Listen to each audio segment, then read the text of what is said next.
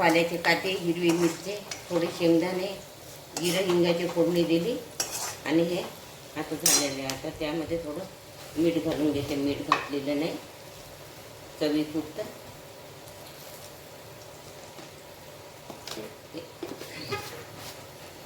दह्याचं पाणी उकडायला ठेवलं आहे यामध्ये टाकायसाठी.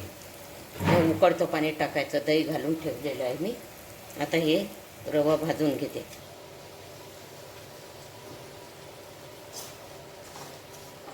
पावासाठी कढईमध्ये आता रवा याच्यामध्ये भाजून घेते. छान भाजून झालेलं आहे रवा. हे दह्याचं पाणी यामध्ये मी टाकून घेते. उकळतं पाणी.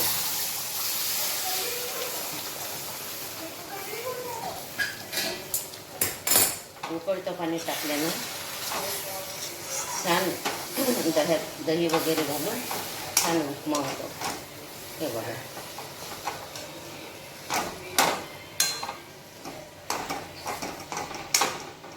उकळतं पाणी टाकल्यामुळे छान होतं. थंड पाणी घालायचं नाही उपम्यामध्ये. थोडी साखर घालून घेते आणि कोथिंबीर घालून घेते.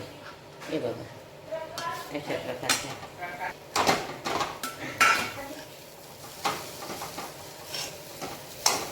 आता गॅस बंद करते आणि हे छान कोथिंबीर वगैरे मिक्स करून घेते.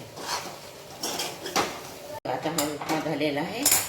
जर माझी ही उपम्याची रेसिपी तुम्हाला आवडली असेल तर माझ्या ग्रामीण चॅनलला लाईक करा, सबस्क्राईब करा.